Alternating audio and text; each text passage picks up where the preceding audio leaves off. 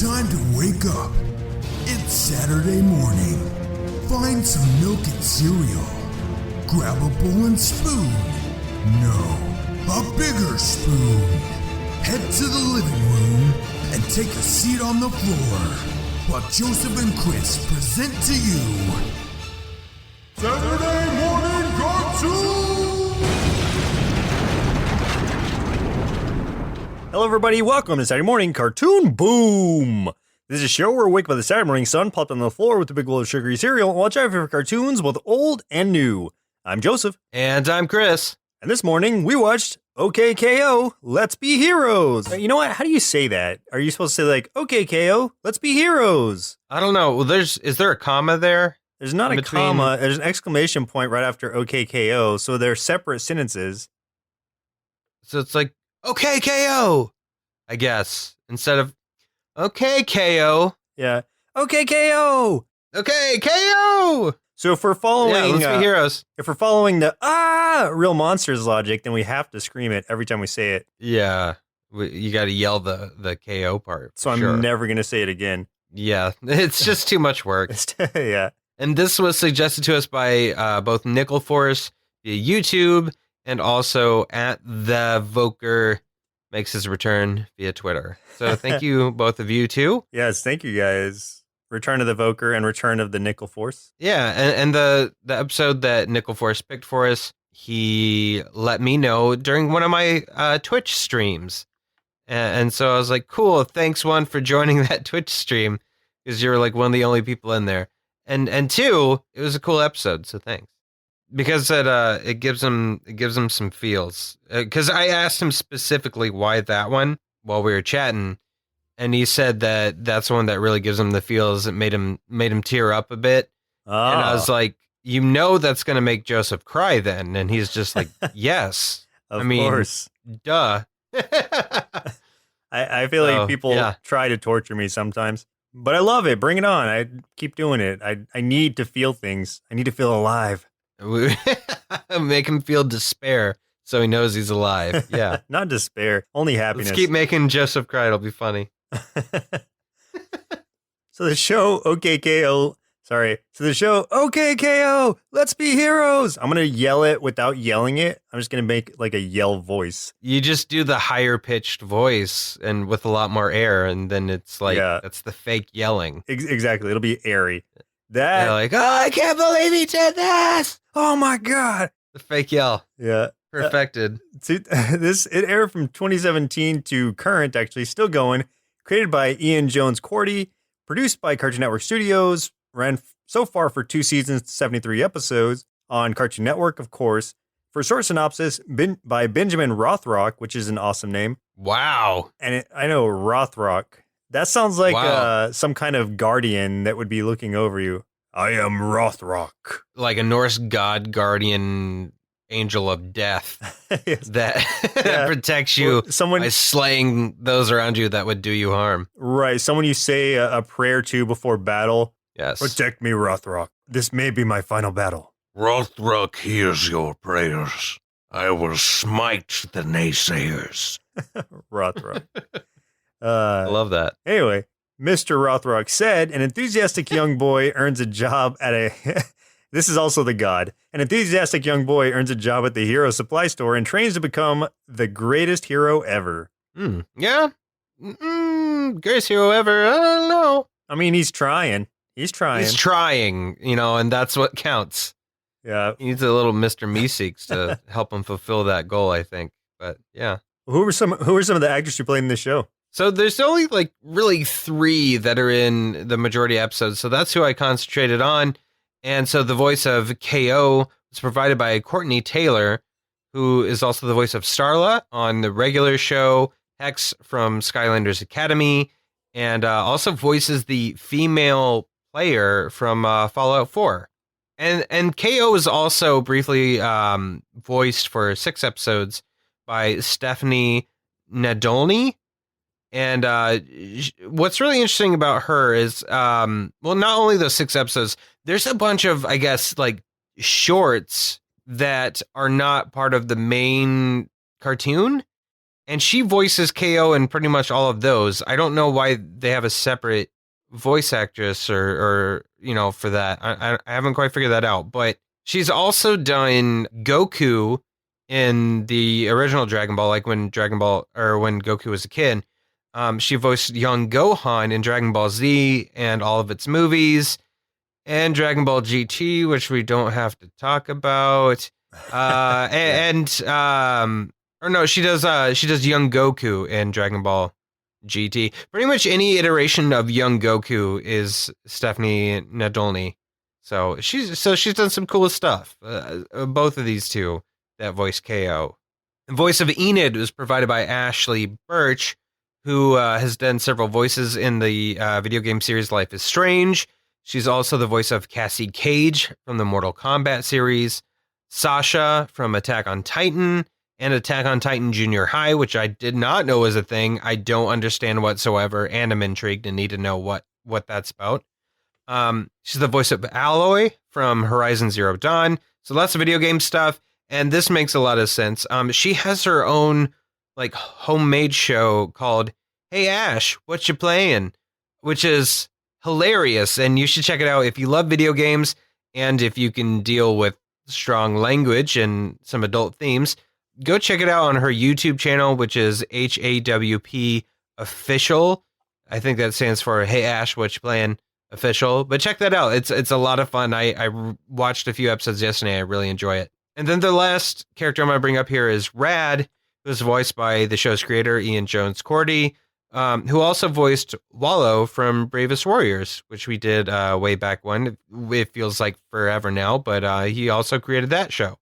So, stuff. Something else to point out, and I guess I'll just point it out in the marshmallows. So for a few tastes, point that out. For a few tasty marshmallows that are a big bowl of OK K.O cereal, the show is based on Jones-Cordy's pilot Lakewood Plaza Turbo, which was released as part of the Cartoon Network's 2013 Summer Shorts project. So this thing had been kind of in limbo, I guess, for like 4 years before it actually aired on Cartoon Network. Jeez. Yeah, so I think the web series that you were talking about might have been kind of an in-between thing, like before it started being aired as a cartoon. Yeah, that could be. Well, that's the thing that I'm uncertain about, because all of those shorts, it's still listed as like 2016, 2017. Oh, really? Okay. Yeah, so that's why I'm really confused about it.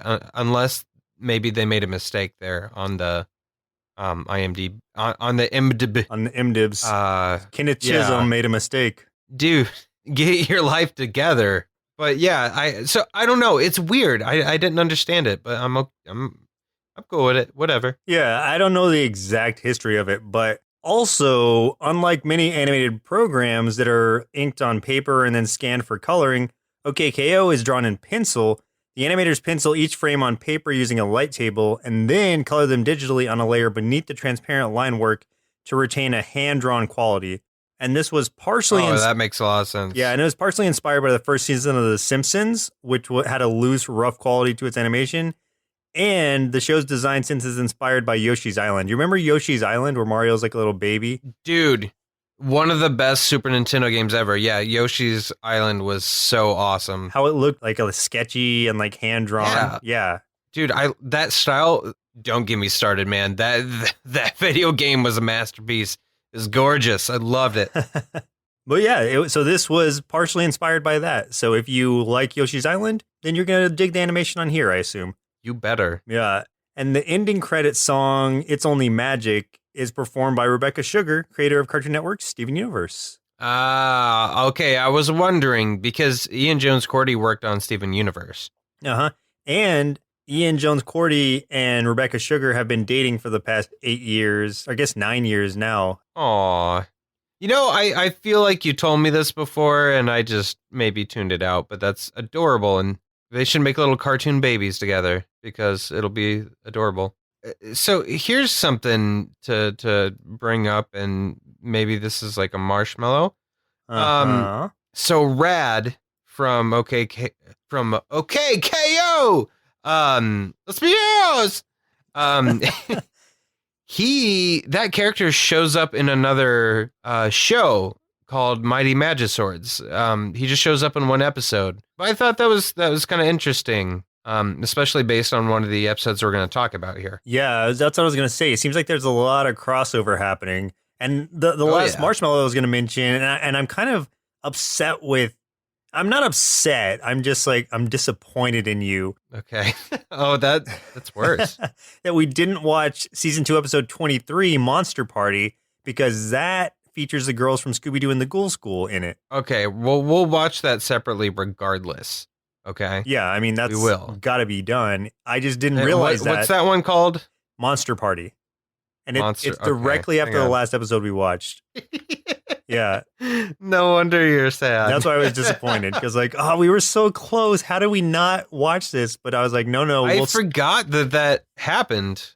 And actually, that the new 13 Ghosts of Scooby-Doo, I mean, this is a tangent somewhere else, but the new 13 Ghosts of Scooby-Doo movie came out, in which they finally are able to defeat or like take out the last ghost. So we need to watch that for this show. Yeah, we do. I mean, we'll probably do that around Halloween, though, I would assume. Yeah. Let's save it for that.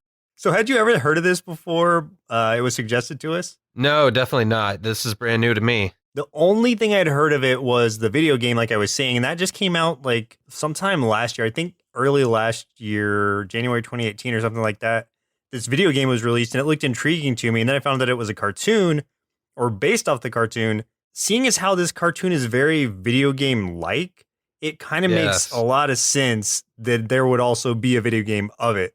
So I definitely need to check that out, especially after seeing the show and digging it. It makes so much sense.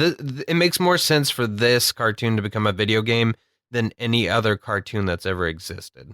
That's probably true. I mean, this is like, if you think of like anime, video games, comic books, whatever, any kind of like nerdy culture mixed together, that's pretty much this show.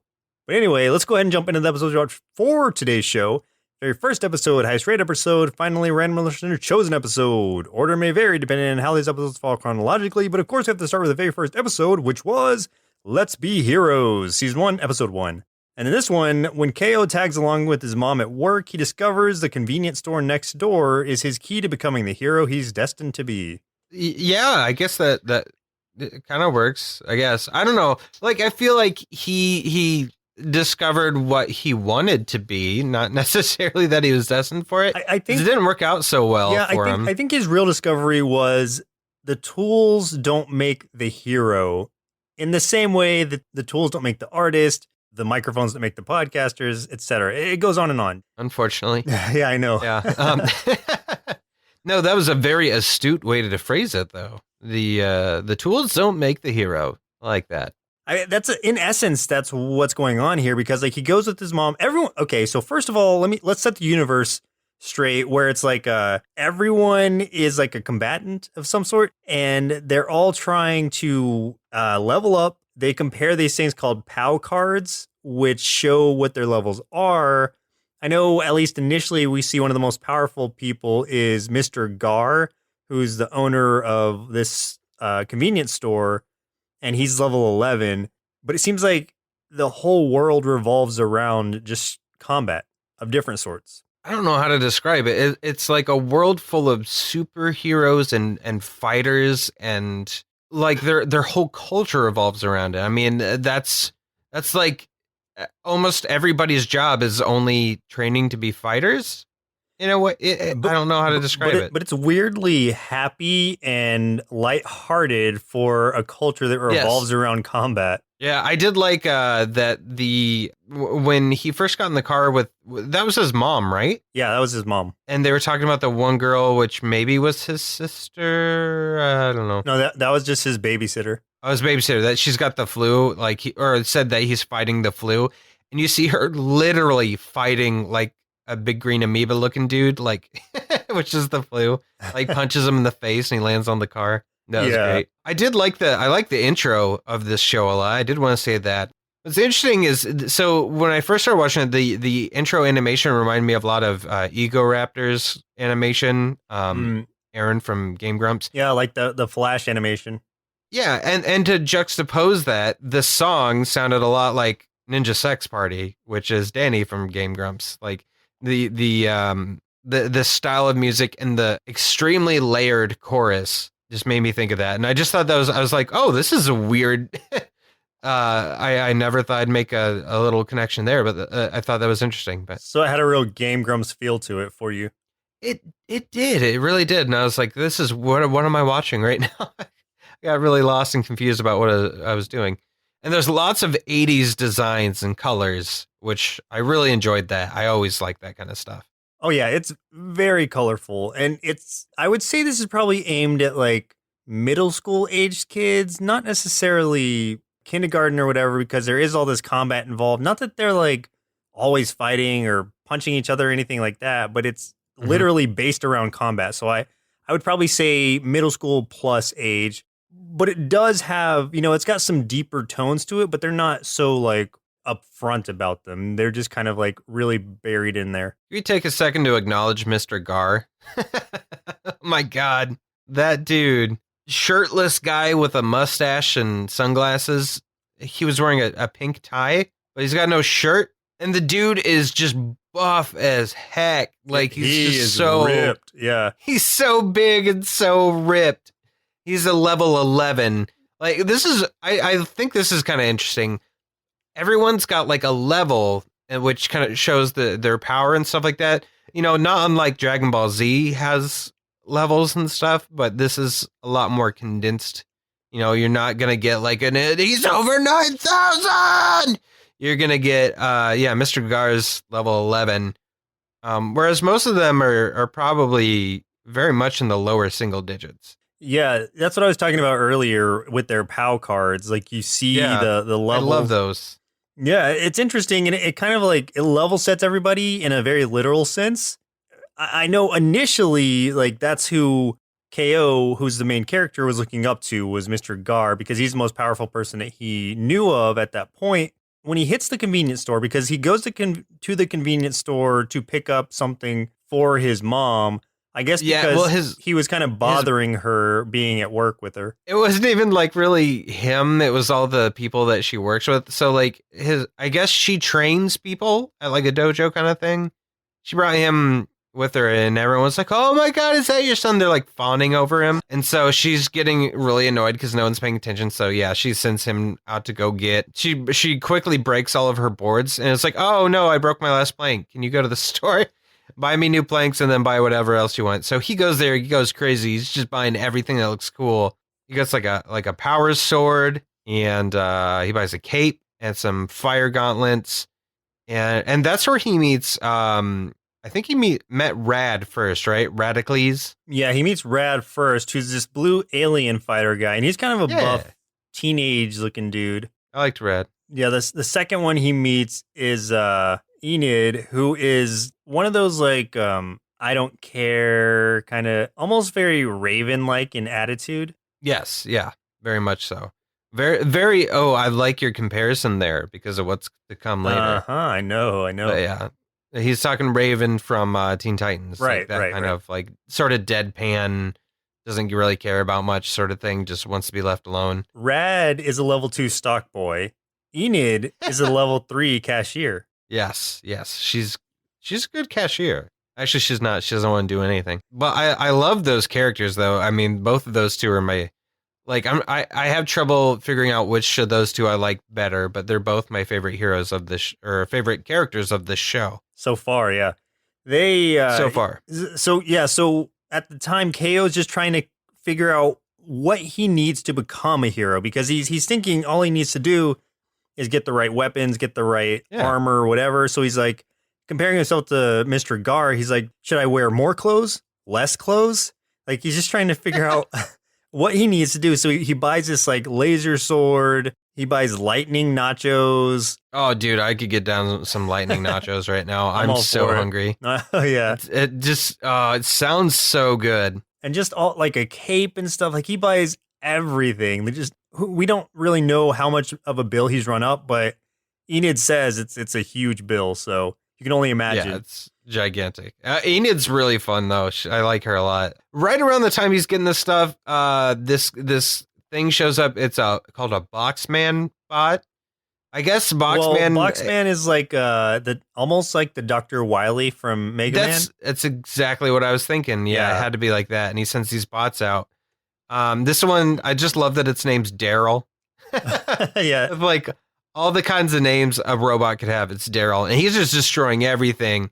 And I was impressed here because KO gets out there and he's confident, and he just obliterates this robot. I mean, destroys it. Well, he's using the willpower of everyone in the plaza, or the willpower of everyone in the plaza is pulsing through him. He uses 10,000 strikes of sweet justice, the ultra flaming evil pulverizing punch. He just takes him out, and you're like, oh man, so this is how the show's gonna go. Like he's just gonna be this a natural, prodigy. Yeah, a prodigy. Yeah.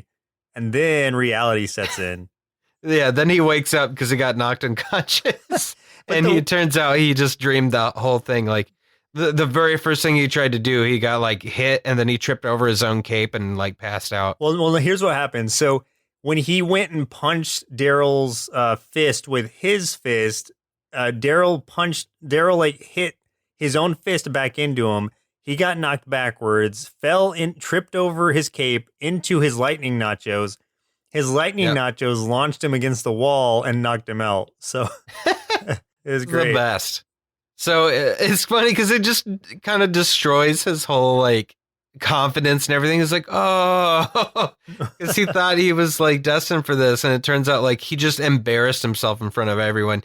And I love that this skeleton designed kind of guy telling him this, and I love this. Like his design is just really cool. Kind of reminds me of Papyrus from from Undertale, right? Yeah, his design reminds me of that a little bit. I just love that design. There's a lot of just randomly cool designed characters in this show. What ends up happening? Mr. Gar comes in with a fiery elbow drop, the elbow drop from the sky, and defeats Daryl.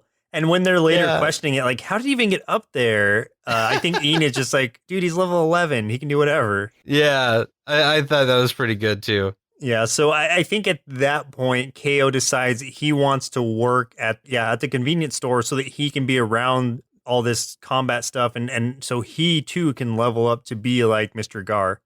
Definitely. And that's what I want to level up and be like him. Oh, don't we all? And that's what really sets off the series here. And it's great. I love that they backpedaled like that with the whole thing. Because at first I thought it was going to go one way. Then they bring it back to him embarrassing himself. And that made it even funnier. You know, Joseph, if you get yourself a fake mustache or attempt to grow a real one, you could easily cosplay as Mr. Gar. Oh, it would take some building up. Because this guy is like humongous. This is like Arnold Schwarzenegger level. Yeah. So the second episode we watched for today's show was You Have to Care, season 1, episode 21. And I guess Nickelforce suggested this to make me cry. Yes. Yeah, he wanted to make you cry. I knew it was going to happen right when this started, and we figured out that they were friends. I was like, no, like I know this is going to try to hit me, and it did. So when an old friend of Enid's comes to town, she gets the opportunity to right an ancient wrong. Have you noticed the little purple dinosaur that appeared in both of these episodes that just kind of randomly is in the background somewhere? No, I didn't see it, but that reminds me of, what was the other show we were watching where there's like a little thing that appears in like every episode, just like one scene. It was something recent. I don't remember. It was Adventure Time, wasn't it? Oh, yeah, you're right. So I wonder if it was something similar to that. In the first episode we watched, there was like a car that landed somewhere or crashed down. I think it was Mr. Gar's car, and this tiny little purple dinosaur, like it had landed on him, and then he crawls out of it and walks away like in the background. And in this one, it was just like in the store when Enid's like angry about something, you just kind of see the little purple dinosaur walk by, I'm pretty sure. Yeah, I think that's what it was. So we get Elodie.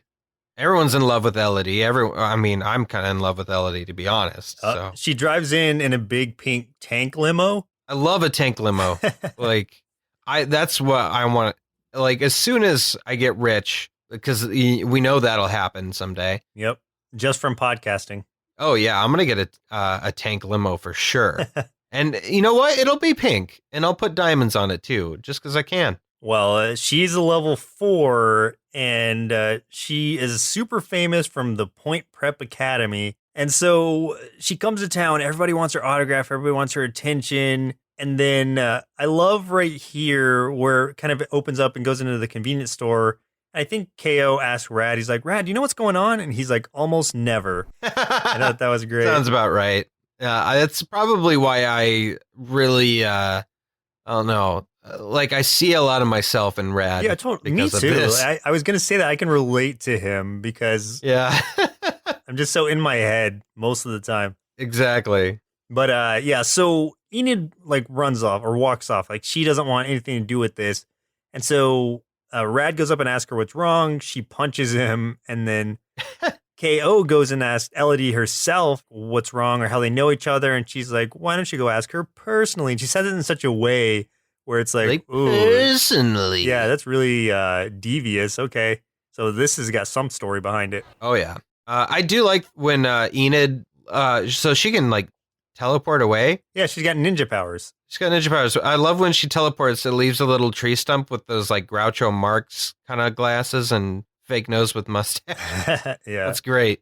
I like that. Yeah, she's got that, if you think Naruto, she's got that kind of a ninja jutsu where she just disappears and replaces it with that tree stump or whatever, or just a block of wood. She's a ninja. We go to a flashback of her training, and that's when Elodie comes in, and they start to, like, they hit it off. They start to train together. And initially, Elodie was really kind of a lonely, like she just trained alone. She didn't really have any friends. So Elodie was her first friend at that time. Started training up. They started doing like pillow fights and had like friendiversary. Like they were like best friends at that time. Oh, yeah. And then it came to a point where they saw this ad for the Point Prep Academy. And so they wanted to go and do it together. Yeah, there's going to be like a contest kind of thing, and whoever won got to join.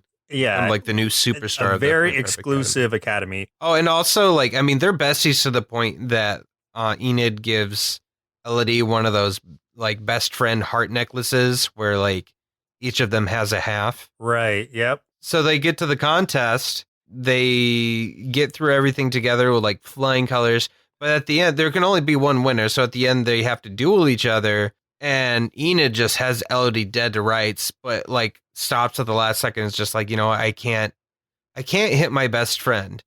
But Elodie immediately hits her and takes her out and wins, which really sucks because then Elodie just says something to the effect of, I was never your real friend. I was just getting to know your fighting style just so I could beat you for this contest.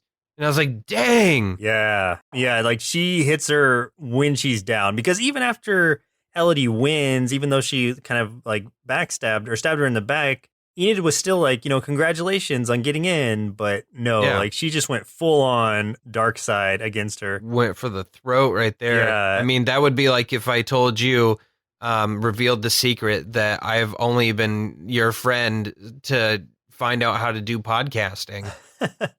Well, I'm sorry, I've taught you nothing. Uh-oh. So she's just like, at this point, talking to KO still, and that kind of goes back into the present. And KO's telling her, like, if not caring stops you from trying, then how will you ever know whether or not things work out? So he's like, even though he's so young, he's still throwing some, like... He's throwing down some knowledge. Yeah. That kind of, like, reinvigorates her, and she's like, yeah, like, I just need to go take care of this, finish this off. And at the time, Elodie is like literally fighting fans. Like fans are just like happy to face off against her, even if they lose, which most of them are, or all of them are. They all did. Yeah. So Enid comes up to challenge her, and we, you know, having seen the flashback, know that Enid is potentially more powerful than she is. So this is going to be a good fight. And then they fight, and yeah, Enid absolutely bests Elodie, and then Elodie's just like. Immediately is just like, you know, I'm wasting my time here. This is stupid, blah, blah, blah. Her driver comes up and she gets into her limo tank thing. You know, we go back and kind of see the revelation that Enid has, you know, kind of getting some closure and stuff like that. And then her and KO take turns kicking Rad through the air, just, you know. Oh, yeah. But man, the thing that it kind of got to me, and I'm sure this is what got you, is then we see Elodie in her vehicle crying and holding that half of the necklace that she's kept this whole time. And her driver's like, did you have a good time visiting your best friend? And she tells him to shut up. And I was like, through all of that, you still thought of her as your best. What is wrong with you? But man, like, dude, yeah, that sucked. Yeah, it was a combination of things. It was the realization by Enid that she couldn't have been preparing for the prep school thing beforehand because she didn't even know about it when they first became best friends. Yeah, that did get kind of pointed out, and I forgot to even mention that. In conjunction with that, the fact that Elodie is still holding on to that heart and still cherishes their friendship, and that's kind of like a deeper meaning thing where it's like, well, I get what they're going for there, but it's like at the same time, it's like, is Elodie just that shut off from feelings that she like can't reveal that to her? Like I don't know what her goal was at that time. Like, did she just want to be in her company? It's like, it's hard to say because she puts up such a hard front. It is hard. I mean, and yeah, there's no real clear answer to that, which, I mean, makes sense because in real life, people are complex, complicated. Yeah. So we don't know. We don't know what her motivation is for being the way she is, but obviously she still has feelings for who she still considered her friend, even though she was terrible to her. And it's just weird that on the other hand, Enid now is just like, yeah, you're definitely not my best friend, and has closure on the whole thing now. So now it's Elodie that doesn't have closure. Yeah, it's like Elodie still felt the need to be on top, to be like superior, but she still cherished that friendship. And now that Enid has let it go, she's lost a part of her heart, I guess. I don't know. Like, we could go on about just analyzing this portion. Yeah, of it. Let's just analyze this for the next half hour, please. But Nickelforce, congratulations on making us dive really deep into this and making us both tear up at least. Yeah, he did. He was successful. Thanks for that, jerk. Yeah, thanks. Thanks, dude. Appreciate it. Keep watching our live streams, please. Just don't make me cry in the live stream. Oh, please do. Please do. You need to play more Undertale, please. No. I'm trying so hard to get you to play more Undertale. Well, it'll happen. Like, we keep talking about it. It's going to happen soon. Yeah, you got to. You got to. But the last episode we watched for today's show was Crossover Nexus, Season 2, Episode 22, and it was not the highest rated, but we watched it for a very important reason. Yeah, it was close to the highest rated. It was like second or third from the top. But like I had heard a lot about this episode, and I'm just like, you know what? It is rated high, and this might be one of the coolest things we could possibly watch, so we have to watch it. I had not heard anything about this episode, so this was a big surprise to me.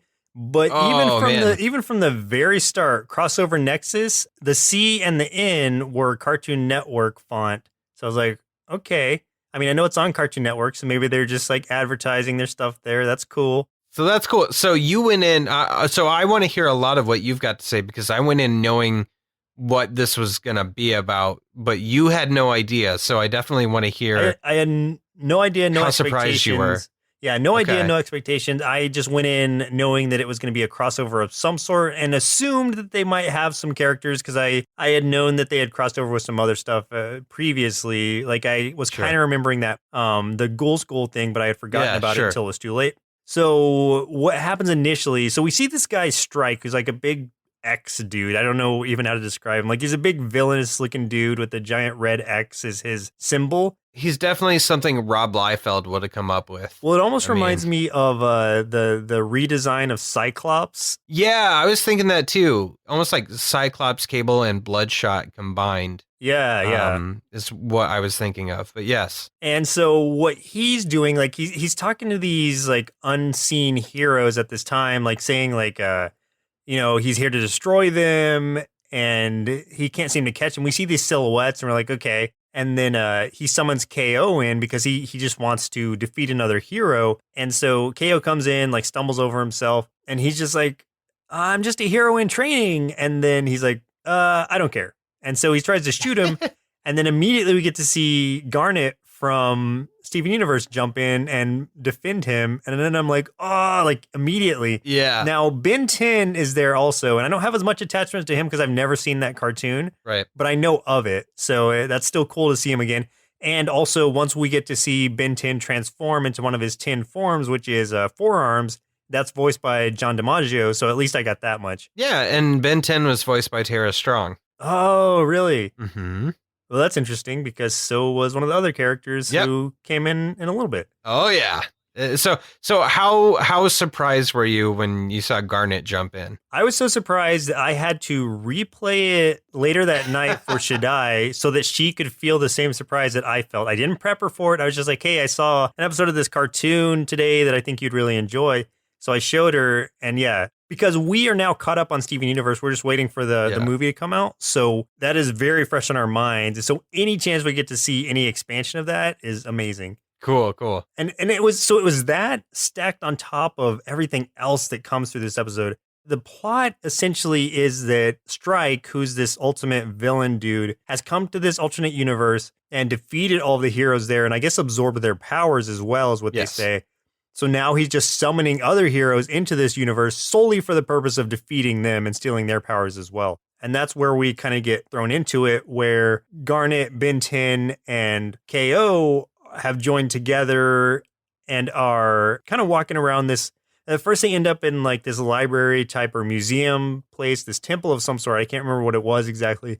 And they see all these like statues. And then that's when we see this whole plethora of other Cartoon Network properties. I mean, I'm not going to name them all because I can't. We would be here forever. But just for a few, there's I Am Weasel, Hi Hi Puffy Ami Yumi, Courage the Cowardly Dog, Ed, Ed and Eddie, Grim Adventures. There's so many in there. And We Bear Bears was in there too. We Bear Bears, Dial M for Monkey, Over the Garden Wall, codename Kids Next Door, Robot Jones. And they're all defeated. Yeah, they have been defeated. There were just statues with red X's over them. So we're like, oh man, so these guys are not going to come into play, presumably because they've already been defeated. And then we hear someone like suggest that they go and the only way to defeat him would be to go and surprise him. Okay, and what was your reaction to this one? This is the one I was the most like, okay, I got to know what Joseph said or felt when he saw this. Well, I mean, this was really cool. I don't know if it impacted me as much as Garnet did because I had already gotten to the point where I was like, oh man, this is such an awesome episode. Like the initial shock was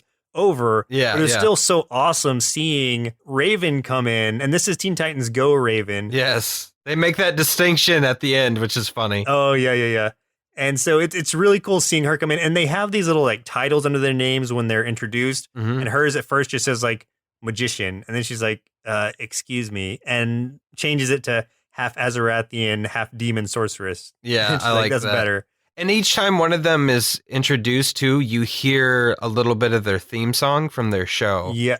And that, you know what? Music plays a big part in this. And I'm going to say something else. Or you know what I'm talking about. Oh, my God. That comes up in a little bit. It was so epic. Yes. That, you know what? That part made me tear up a little bit too. I tear up easily, yes. But I feel like there's just some really powerful scenes that push you in such a way. And that was one of them. And we'll get there in a second, though. Mm-hmm. Yeah, so they all join up together. They form a team that's essentially like, KO calls it like OK Ben Let's Go Universe. That's their team name, and they're just trying to get to this this castle or this temple that Strike has set up as his home base, so that they can surprise him and ambush him before he comes to them.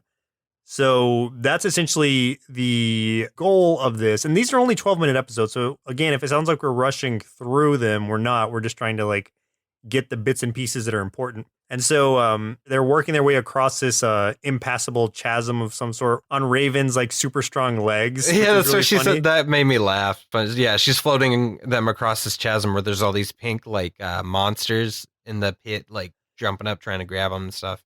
Yeah, kind of like piranhas. And then they make it to the other side, though. Yeah, so they're fighting their way through. They make it to the other side, and then that's when they get cornered by this giant pin laser, and that's what his like minions are at this point, are these like pin laser things. And those are the things that absorb the powers from everybody. So, yeah. Right. They absorb the powers, and then so they're cornered. Strike comes in, and he's like, you guys stay there while I start my incredibly long, uninterruptible power-up sequence. That was great. That's so hilarious because that's very, very Dragon Ball Z-like. Where Yes. it's like, I'm going to be charging for half an episode. Yeah. You stay right there. Don't move because I'll be with you in a second. And the way they did this too is great. So like for at least like 5 minutes, I feel like while the other characters have like all this dialogue and do all this stuff, he's in the background just yelling and it never stops. It's just and you can constant hear yell. him. You just hear like just him charging up in the background. It's so the funny. whole time. What happens is they find out that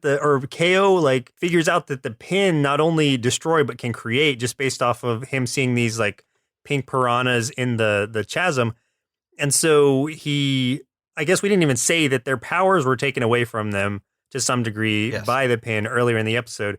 So he uses the pin and kind of reverses the polarity of it, or literally like switches it from destroy to create and recreates all of their powers. Garnet's glasses just to help her get some clarity for future sight. Ben 10's Armatrix, that's what helps him transform. And then Raven's just Azerothian powers anyway. And then I like where he's like, I didn't lose my powers to begin with. I just needed friends. And now that I know you guys are my friends, like that's all I need. And so that was kind of a nice cool. moment. Yeah.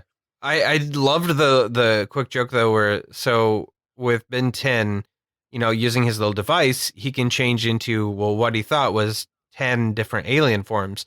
But he's trying to use it and he accidentally turns into Jake from Adventure Time. I was like, what? Oh, yeah. That was the best. Jake. Then he turns into some like weird, like piratey dude. I don't know what. That was from Mighty Magiswords. Oh, okay. I've never seen that. Yeah.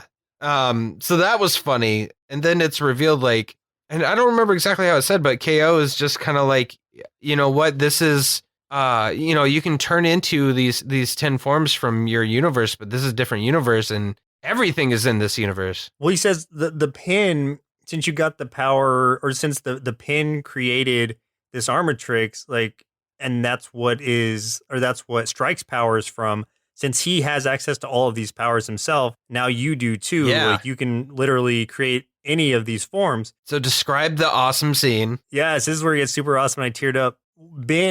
KO, like he like puts him on his like a little fist charge thing so he can like shoot him towards Strike while he's charging up, or right after he finished charging up. And during that, as Ben 10 is flying through the air, he's transforming into all these different forms of like these different cartoons. But at the same time, the cartoon music is playing, and that's where it hit me. Where I'm like, oh god, it's right there in the background. But it's like a remixed, like exciting, like epic version of that cartoon theme. And yeah, you're seeing like every freaking Cartoon Network character ever. Like those transforms are happening so fast. Yeah. Like I'm sure that I missed some without like pausing it scene by scene. All just flying through with that fist extended, ready to hit. I saw like, people from, I remember seeing one of the Eds from Ed and Eddie, just like any cartoon you can imagine that was on Cartoon Network was represented there. It was amazing. And it finishes off with Finn. And this is the Finn from the later episodes because he has the metal arm and everything. Yeah, from Adventure Time. Right, from Adventure Time. And so he kind of lands and transforms back, but that's just such a cool part. Like that like sold the episode for me alone, as if everything else hadn't already like made me enjoy this short 12-minute episode. This was just like the icing on the cake. Yes, and punched Strike right in the face. Yeah, knocked him out. So the pin's kind of lost without its master, that pin laser. So Garnet reprograms it to recreate the world that he had destroyed. So yeah, it goes and does that real quick. And Raven makes these portals for everybody to return home. And they're kind of all clearly marked with the names of the shows they came from. Great last minute joke. So yeah, each person has their cartoon logo above their portal and they're walking through, and Raven's about to walk through and then she's like, uh-oh. And then sees that it says Teen Titans, and she zaps it, and then it changes to the Teen Titans Go logo, and she's like, oh, yeah, almost made a mistake there, and then she walks through it. That was good. Yeah, that was good. And then another like kind of heartfelt moment was when Garnet was leaving, and KO asked her if he'll ever see her again, and she's like, basically like, I don't know, but I'm never going to forget you. He's like bawling, he's crying. and she makes him a POW card with her on it. Yeah. And that was just such a cool moment. He goes through his portal and then wakes up on the ground. And we're just, at first, I'm thinking like, oh, was this all just like a dream? And then that card he pulls that card out of Garnet, and it's like, oh, that was nice. That was a nice way to wrap it up. He like tears up. I was like, oh man. Yeah. He's just like, wow. Yeah, that was so cool. Such a cool way to end it. Yeah. Well, Chris, looks like it's about time we send our inner kids to the POW Plaza to see if they can get some good training in and not get KO'd. Then see what they thought of the show. OK K.O, let's be heroes.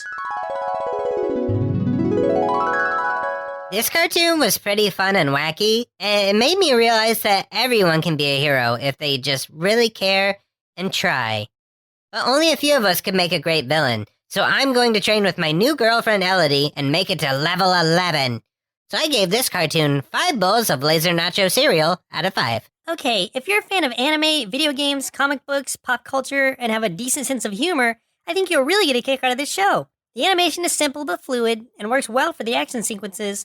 Though the tone is fairly lighthearted, you can tell there's a decent amount of depth to these characters, and sometimes they even throw in a sucker punch right for the feels. Overall, I'd give OK K.O. Let's Be Heroes 5 big bowls of ultra flaming evil pulverizing pop cereal out of 5, and though this may be more fitting for a younger audience, I think there's a little something in there for anyone to enjoy. Now, after visiting this universe at the rate that I'm training, I'd estimate I should be over level 9,000 by the time I'm y'all's age, give or take. First off, nice reference, even though it's from the wrong cartoon. Sure. And second of all, definitely take. Looks like you're going to end up a level 2 podcaster. Like, you won't be the worst, but nobody's actively seeking out your POW card either. So take that for what you will. I had a POW card and like it was taken from me and ripped apart. I mean, if that tells you anything. I had a POW card too, but then it turns out it was just one of those sticker cards, and then somebody ripped it up trying to put it on something that didn't belong on. Yeah, which was your POW sticker? Was that one of those like shiny, glittery ones that you see in those little machines, like once you're leaving the grocery store? Well, it was with those, but okay. it was the one that wasn't that the kids didn't want, and so when they got it, yeah. immediately they just like stuck it on the side of the machine because they're like, nah, I don't want this thing. That was the fate of my POW card. Well, speaking of your POW card, do you have any final comments on the show before we go? Perfect segue. This show, I didn't really know what I was getting myself into. I was only excited about it because I knew of the video game and I was curious about playing that. But to find out all the history behind it and who the creator is, and also how much feels there really are to it, even though it's aimed towards a younger audience, like I was saying, I still think there's a lot to enjoy here. And especially for fans of video games, anime, etc. There's all these great references that not everyone might get, but just seeing them played out and in this cool animation style, just so much fun. So I definitely recommend checking it out, at least an episode or two. They're real short, so you have no excuse not to. It's true. It's very true. Yeah, I enjoyed this cartoon for sure. The animation was super interesting in that it didn't have the typical polish that most cartoons have now because of that they're actually using pencil animation. But I like that about it, and I enjoyed most of the characters. I wasn't really sure how I felt about KO, but I do love how optimistic he is. So I have the feeling that as I watch more, which I do plan to do, he'll probably grow on me some more. But the overall, the idea, which is just ludicrous, and the story is so much fun, and all of these other characters are a lot of fun. And the amount of crossover that this cartoon has, because it's not limited to just the one that we reviewed and the monster one. There are crossovers in several areas. So it's an awesome idea. It's just a cool, imaginative concept that they have pulled off with flying colors for this show. Oh yeah, it's like a blank slate for the writers having fun with it. And that's what I think is very apparent. And they set it up that they can pretty much do whatever they want now. And I think that's fantastic. Yeah, the crossover is so easy to bring into this world that you don't even question it. It's just like, okay, this makes sense in this world. Yeah, for sure. And I dug it. Dug it. So thank you, ThaVoker and Nickelforce, for suggesting this and for making me cry a little bit. And, I'm going to forgive you this time because it was totally worth it. Yeah, thanks, guys, for making him cry. This is an awesome show, though. I'm definitely going to watch more, too. It's actually on Hulu right now for anybody who has Hulu. Oh, I didn't know it was on Hulu. Cool. Well, listeners, it looks like a milk supply is now on die, so it's time for us to say goodbye. And next week, we'll be watching Actually, Joseph, I'm going to give you a little bit of power here. And maybe giving you power is a bad idea, but I'm going to give it to you anyway. We're going to experiment and we're going to see what happens. I'm going to be instantly corrupted. So I'm going to tell you that you can either choose the bottom of the list or you can choose a number between 1 to 152. Would you rather hit the bottom of the list or would you rather take a gamble and choose a number? I'm going to gamble on this Okay, one, 'cause okay. we never get in the middle anywhere. Yeah, so between 1 and 152, what is your number? The first number that came to my head was 77. Okay, hang on. I would pick another number if I were you. All right. It's a Christmas oriented one that we talked about doing. So I think we should- Okay. All right, fine. Then 75. Okay, interesting. Yeah, so we'll be watching Hellboy, Sword of Storms, suggested via Twitter by David Bond. Oh, cool. Yeah, I guess it's a cartoon movie, and I know nothing about this, so I'm interested. I only know the comic book work of Mike Mignola, so I'm interested to see and the movies by Del Toro, obviously. Yeah. But I'm curious to see what the animation's like. I bet it's awesome. Yeah, it looks like it would be pretty cool. Yeah, so I'm very interested to see how this shapes up. Well, thanks, David Bond, for suggesting that, and we will be watching that next week, apparently. Yeah, apparently. All right. Well, once again, I'm Joseph. And I'm Chris. We'll see you next Saturday. Presented by Nerdsloth. A place for lazy nerds. If you like what you heard, consider donating at patreon.com/nerdsloth so we can continue bringing you quality shows. Be sure to also leave us a review and share your favorite episodes and clips on social media. If you're looking for more content, visit us at nerdsloth.com.